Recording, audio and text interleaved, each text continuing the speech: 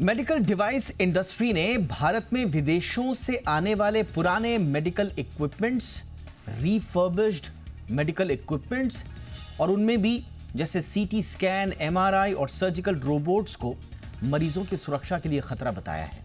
Industry का दावा है कि बड़ी संख्या में ये डिवाइसेस भारत में आ रहे हैं, जिससे न केवल मरीजों की सेहत से समझौता हो रहा है और इस पूरे विवाद की जड़ में है एक ताज़ा ऑफिस मेमोरेंडम पर्यावरण मंत्रालय का, जिसमें इस तरह के डिवाइसेस की लिस्ट को संशोधित किया गया है और इसमें कुछ नए जो डिवाइसेस हैं वो ऐड किए गए हैं और इसी की मेडिकल जो इक्विपमेंट और उपकरण बनाने वाली इंडस्ट्री है उसका विरोध कर रही है। साफ तौर पर मेडिकल इक्विपमेंट और उपकरण बनाने वाली कंपनीज हैं और जो सेक्टर है उनका ये कहना है कि ये साहब मेक इन इंडिया पहल को नुकसान दे रहा है, क्योंकि आप विदेशों से जो रिफर्बिश्ड हैं, जो सेकंड हैंड इक्विपमेंट्स हैं, उनके इंपोर्ट की इजाज़त दे रहे हैं और जो यहाँ के भारतीय जो मैन्युफैक्चरर्स हैं उनके पास तो कुछ आएगा नहीं, उनका तो कारोबार को नुकसान होगा। तो इसलिए इसका आज विस्तार से हम चर्चा करेंगे। मेरा नाम है दीपक डोभाल। पहले आप ये रिपोर्ट देखिए, मैं लौट रहा हूँ खास मेहमानों के साथ।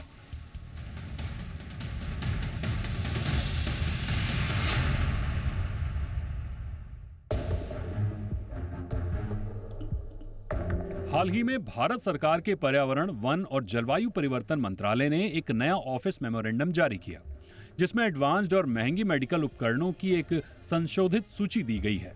इस सूची में उन पुराने और रिफर्बिश्ड उपकरणों की अनुमति दी गई है जो अब विदेशों से भारत में लाए जा सकते हैं।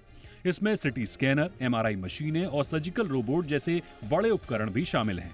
अब सवाल ये उठता है कि क्या ये बदलाव हमें सच में फायदा देगा या सिर्फ हमारे देश को मेडिकल उपकरणों के कबाड़ की दुकान बनाकर छोड़ देगा। इस मुद्दे पर मेडिकल डिवाइस इंडस्ट्री ने सरकार से शिकायत की है। All India medical devices forum का मानना है कि ये कदम 2023 की राष्ट्रीय मेडिकल डिवाइसेस नीति का उल्लंघन करता है। इंडस्ट्री मानती है कि सरकार के मेक इन इंडिया कार्यक्रम के तहत कई भारतीय और विदेशी कंपनियों ने भारत में मेडिकल डिवाइस मैन्युफैक्चरिंग में बड़े निवेश किए हैं, जो अब संकट में हैं। दरअसल इंडस्ट्री का आरोप है कि भारत के एक बड़ा बाजार होने के कारण विदेशी कंपनियां इंपोर्ट की ऐसी नीतियों का फायदा उठाकर अपने पुराने, बेकार और कबाड़ जैसे उपकरण भारत में बेच रही हैं। यहाँ के बड़े बड़े अस्पतालों से लेकर मेडिकल सेक्टर के तमाम खिलाड़ियों को सस्ती कीमत पर उपकरण मुहैया कराने के नाम पर भारत को मेडिकल ई कचरे के डंपिंग ग्राउंड की तरह इस्तेमाल किया जा रहा है। दूसरी ओर ऐसे उपकरणों का इस्तेमाल जोखिम भरा भी साबित हो सकता है, क्योंकि ये नॉन कैलिब्रेटेड होते हैं और इसमें मरीजों की सुरक्षा को लेकर कोई ठोस गारंटी नहीं होती। वैसे भारत में ये मुद्दा नया नहीं है और हाल ही में दिल्ली की एक नॉन प्रॉफिट संस्था patient safety and access initiative of India foundation ने इसी साल मई में दिल्ली उच्च न्यायालय में एक जनहित याचिका दायर की थी, जिसमें उन्होंने भारत में इस्तेमाल और रिफर्बिश्ड उपकरणों के आयात के रेगुलेशन की मांग की थी।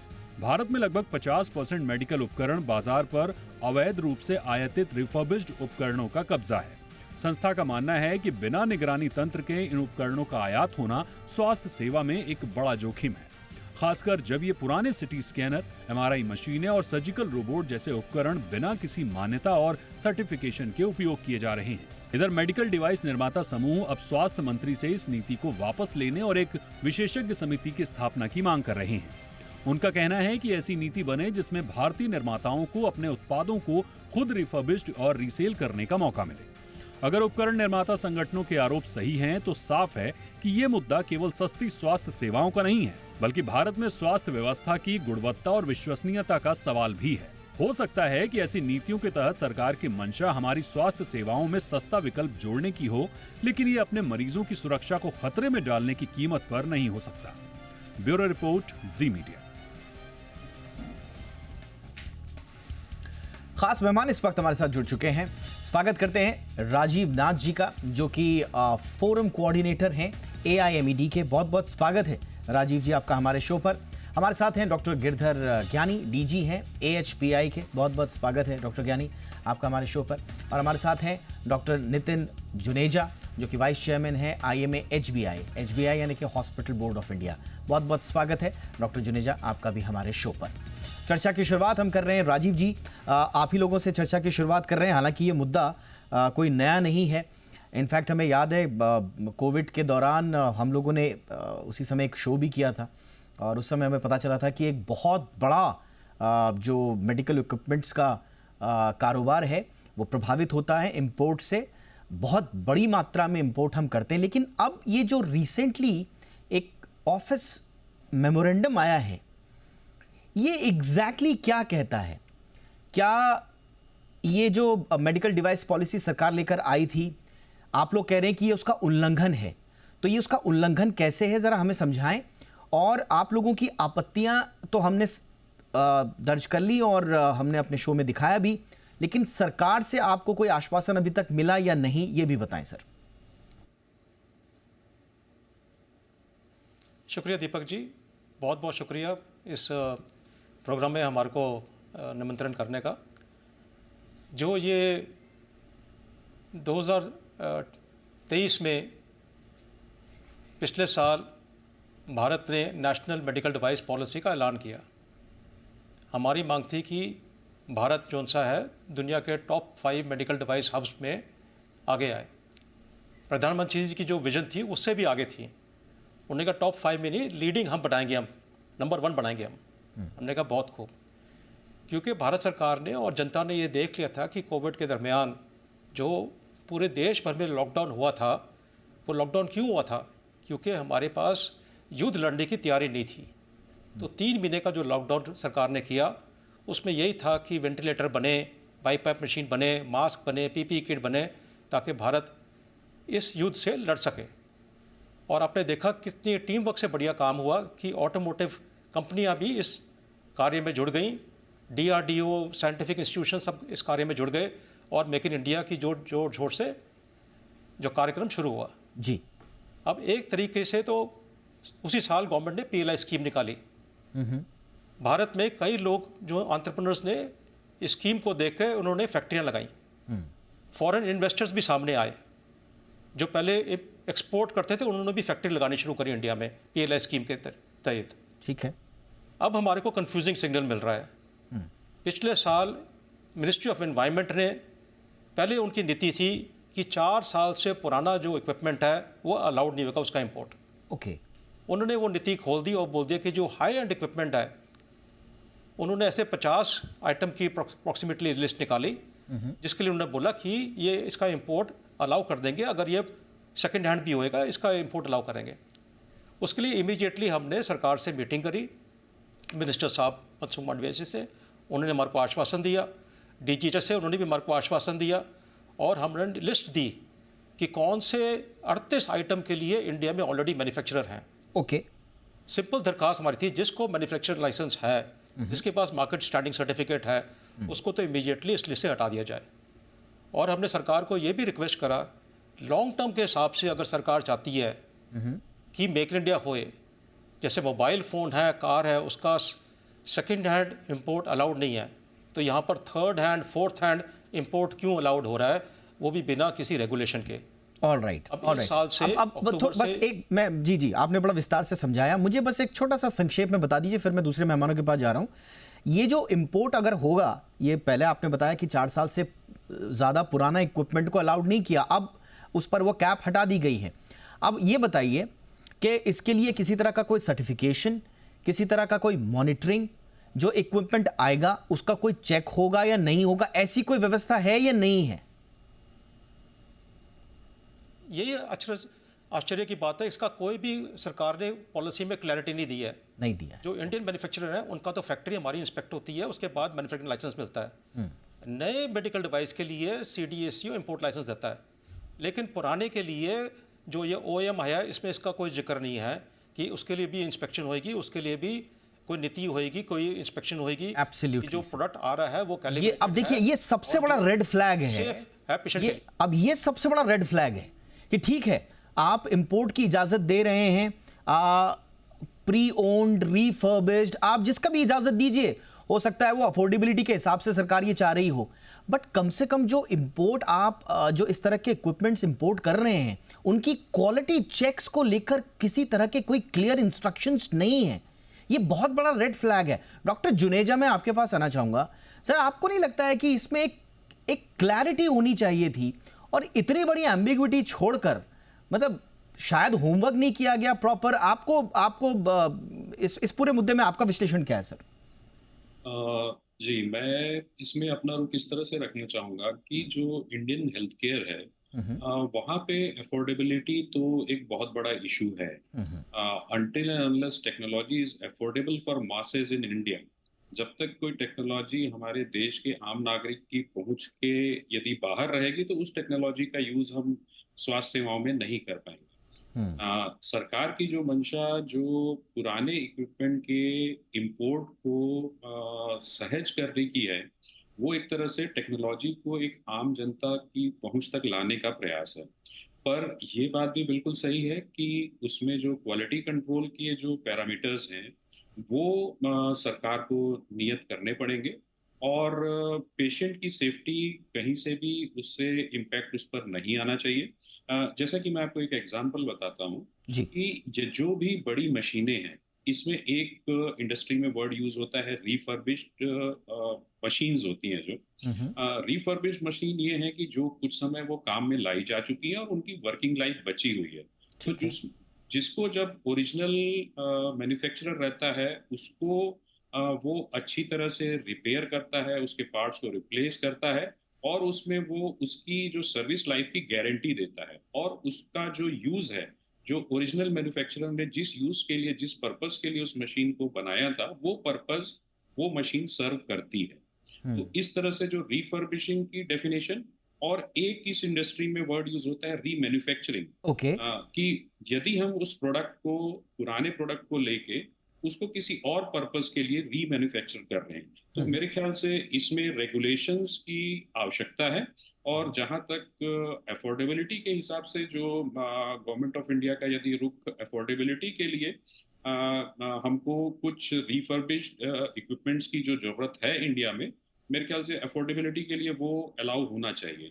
बट ये जरूर है कि पेशेंट की सेफ्टी के लिए, क्वालिटी कंट्रोल के लिए एब्सोल्युटली। रेगुलेशंस कैच यही है, यहाँ पे देखिए जो रखने आपत्तियां जाहिर की गई हैं डॉक्टर साहब, मैं आपको रोक रहा हूं, जो आपत्तियां जाहिर की गई हैं, देखिए एक तो अगर ठीक है जो डिवाइस सप्लायर है, अब उसने गारंटी वगैरह दे दिया, लेकिन इसमें गवर्नमेंट का कोई क्या एक मैंडेटरी सेफ्टी सर्टिफिकेशन होना चाहिए या नहीं होना चाहिए? पहली बिल्कुल बात होना तो ये चाहिए, बिल्कुल होना चाहिए। ये यहां पर ऐसा लगता है कि यहां पर नहीं है। नंबर दूसरा जो कि एक बड़ा प्रॉब्लम है वो ये है, वो एनवायरमेंटल और एथिकल कंसर्न का है।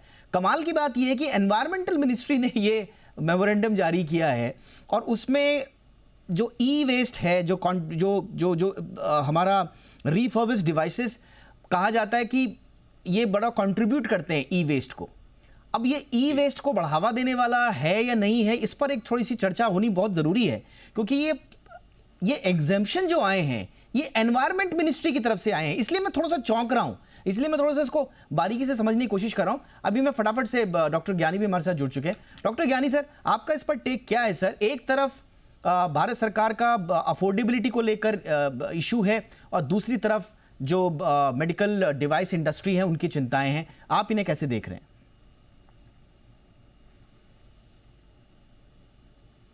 देखिए, मैं अभी थोड़ी देर में वीडियो पे आऊंगा। जी जी जी जी। लेकिन मैं दोनों, मैंने जो मेरे एक्सपर्ट फ्रेंड्स हैं दोनों की बातें,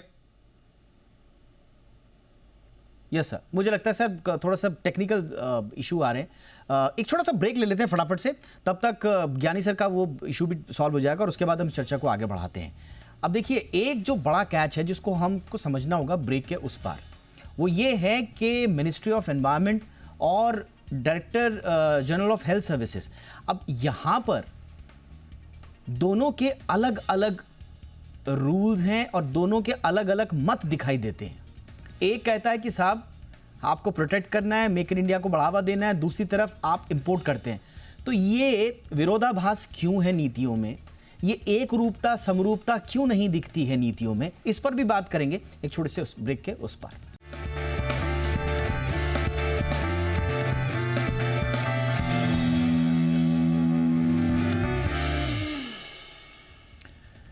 ब्रेक के बाद आपका स्वागत है। तो विदेशी मेडिकल जो इक्विपमेंट्स हैं, उपकरण हैं, उनको लेकर एक ताज़ा मेमोरेंडम आया है और उसी को लेकर जो मेडिकल डिवाइस इंडस्ट्री है उन्होंने अपनी आपत्तियां जाहिर की हैं। ये आम लोगों से किस तरह से जुड़ा है ये भी समझ लीजिए। देखिए आप जिन जिन हॉस्पिटल्स में जाते हैं, चाहे आप छोटे शहर में बड़े शहरों में हैं, आप वहाँ पर एक्सरे मशीन्स का इस्तेमाल करते हैं, सीटी स्कैन्स का इस्तेमाल करते हैं, आजकल तो रोबोटिक भी बहुत इंट्रोड्यूस हो चुका है। इस तरह के इक्विपमेंट जितने भी आते हैं, ये कहाँ से आ रहे हैं, इनका ओरिजिन क्या है? क्या ये मेड इन इंडिया है या ये विदेशी हैं? ये एक बड़ा प्रश्न है। अगर ये विदेशी हैं तो क्या ये फर्स्ट हैंड है, यानी कि ये ब्रांड न्यू है, या ये सेकंड हैंड है, प्री ओन्ड है, रिफर्बिश्ड है? ये देखना भी इंपॉर्टेंट है और इसी को लेकर इंडस्ट्री ने अपनी चिंताएं जाहिर की हैं, उस पर आज हम चर्चा कर रहे हैं। राजीव नाथ जी, थोड़ा सा हमें ये बताइए कि इसमें नीतियों में कुछ विरोधाभास क्यों लगता है? Ministry of environment, forest and climate change ministry कुछ और कहती है, DGHS कुछ और कहते हैं। ये अथॉरिटी का क्लैरिफिकेशन कुछ समझ में नहीं आता कि कौन अल्टीमेटली इस पे फैसला लेगा। ये आपको क्यों नजर आता है, ये क्यों विरोधाभास है ऐसा नीतियों में? एकदम ठीक बात कह रहे हैं। भारत जो हमारा देश है, तकरीबन 70 to 80% हमेशा इंपोर्ट डिपेंडेंट रहा है मेडिकल डिवाइसेस के ऊपर। नियरली 18 विभाग, मिनिस्ट्रियाँ, डिपार्टमेंट हमारी इंडस्ट्री और सेक्टर को देखते हैं। अभी जो मैंडेट दिया गया डिपार्टमेंट ऑफ फार्मास्यूटिकल्स को दिया गया है कि जो प्रोडक्शन और प्रमोशन ऑफ मेडिकल डिवाइसेस है वो देखे। अब वहाँ पर तो हम 2 कदम आगे चलते हैं PLI स्कीम के तहत और बाकी चीज़ों के तहत, लेकिन कुछ दूसरे डिपार्टमेंट हैं जो कि 1 कदम हमारे को पीछे खींच लेते हैं। तो ये बड़े कन्फ्यूजिंग सिग्नल हैं। इसीलिए जो हमारी मांग थी उसी के हित में लास्ट ईयर गवर्नमेंट ने नेशनल मेडिकल डिवाइस पॉलिसी ऐलान करी थी। इसका ऑब्जेक्टिव यही था कि जितने भी डिपार्टमेंट हैं सब उस पॉलिसी को देख के अपने डिसीजन मेकिंग करें। अब ये जो डिसीजन लिया है ये तो पूरा उसका उल्लंघन है, और यही हमारी प्राइम मिनिस्टर साहब से दरख्वास्त है कि जहाँ पर कोई भी डिपार्टमेंट आपकी पॉलिसी का उल्लंघन कर रहा है उनको काइंडली करेक्ट करिए। ठीक है। ये तो मेक इन इंडिया जो आप चाहते हैं वो नहीं होएगा। आप चाहते हैं कि इंडिया नंबर 1 मैन्युफैक्चरिंग हब बने, वो नहीं होएगा। लास्ट ईयर इंडिया ने 70,000 करोड़ रुपए के मेडिकल उपकरण इंपोर्ट करे, जिसमें से 44,000 करोड़ थे मेडिकल इलेक्ट्रॉनिक्स के। ओके। और हमारी जो एक्सपेक्टेशन है कि इसमें से जो प्री ओन्ड मेडिकल इक्विपमेंट थे आधे से ज़्यादा थे, यानी कि 20-25 हज़ार करोड़ रुपए के मेडिकल इक्विपमेंट पुराने second hand, third hand India में इंपोर्ट हुए हैं। अच्छा राजीव जी हमें थोड़ा सा अपनी इंडस्ट्री का आउटलुक दीजिए। क्या भारत में हम सब चीजें बना रहे हैं?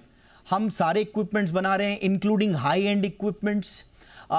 हम अफोर्डेबल हैं या नहीं है? क्योंकि एक बार बार जो सवाल उठता है कि भारत में बनने वाले इक्विपमेंट्स कहीं बहुत ज्यादा महंगे ना पड़ जाएं हॉस्पिटल्स को। और देखिए, खास तौर से ये टियर 2, टियर 3, टियर 4 शहर जो हैं, वहां के हॉस्पिटल्स को ये कहा जाता है कि हमारे हिंदुस्तान में बने हुए इक्विपमेंट साहब हमें बड़े महंगे पड़ते हैं, इसलिए हम विदेशों से मंगा देते हैं जो रिफर्बिश्ड होते हैं, इस्तेमाल भी किए हुए होते हैं, उनकी लाइफ भी बची हुई होती है, तो हमको साहब अफोर्डेबल पड़ता है। सरकार भी ये मानती है कि अगर आपने हाई एंड इक्विपमेंट महंगे लगा दिए तो ऐसा ना हो कि हॉस्पिटल्स फिर उसका पर्चा फाड़े मरीज पर और मरीज का इलाज महंगा हो जाए। तो दोनों तरफ की बातें हमें समझ में आती हैं। तो अपनी इंडस्ट्री का आउटलुक दीजिए, क्या आप लोग सस्ते दामों पर दे रहे हैं, नहीं दे रहे हैं? बहुत ज्यादा डिफरेंस तो नहीं है? जो भारतीय मैन्युफैक्चरर है, हमारी लास्ट ईयर की एक्सपोर्ट रही है 12,000 करोड़ रुपए की। ओके। अगर हम ग्लोबली कॉम्पिटिटिव नहीं होते तो हम इतना एक्सपोर्ट नहीं कर पाते। जो हमारे दाम हैं 30% से लेकर आधे से ज़्यादा सस्ते होते हैं नए इक्विपमेंट के हिसाब से। तो नए से तो हमारी लड़ाई हो सकती है, उसमें भी हमारे को जूझना पड़ता है कि जो प्रोक्योरमेंट होती है वहाँ पर ब्रांड लॉयल्टी होती है फॉरेन कंपनीज़ की, जहाँ पर कई सालों की उनकी लॉयल्टी है, उससे हमारे को लड़ना पड़ता है। लेकिन दाम हमारे सस्ते होते हैं। लेकिन अगर आप बोलें कि जी सेकेंड हैंड इक्विपमेंट आएगा तो उनकी तो डबल फ़ायदा है ना। एक कंपनी ने जर्मनी से माल बेचा अमेरिका में, उसने तो नया इक्विपमेंट बेच दिया, वहाँ पर उसकी सेल हो गई। जो पुराना इक्विपमेंट था उसने डाइवर्ट करके इंडिया बेच दिया, उसकी सेकंड सेल हो गई। नहीं तो वहाँ पर वो ई वेस्ट में जाता, वहाँ पर भी लाइफ होती है। आपके पास दिल्ली में 10 साल से ऊपर गाड़ियाँ अलाउ नहीं करते हैं, तो बाहर भी देश ऐसे हैं जो कि पुरानी गाड़ी या पुराना इक्विपमेंट अलाउ नहीं करते हैं, वो अपने डाइवर्ट कर दिया इंडिया में। ओके सर, मैं आपकी बात को समझ गया सर। हमारे साथ डॉक्टर ज्ञानी भी हमारे साथ जुड़ चुके हैं। लेकिन उससे पहले राजीव जी, मेरा एक और काउंटर क्वेश्चन है, वो ये है कि अगर रिफर्बिश्ड से आपको दिक्कतें हैं तो रिफर्बिश्ड को और रीसेल वाले को बेचने के लिए तो परमिशन आप भी मांग रहे हैं सरकार से, तो वो कैसे पेशेंट सेफ्टी को इंश्योर करेगा? आपके जो रिफर्बिश्ड होंगे, आपके सेकंड हैंड होंगे, वो कैसे इंश्योर करेंगे? और कैसे विदेशी नहीं कर रहे हैं?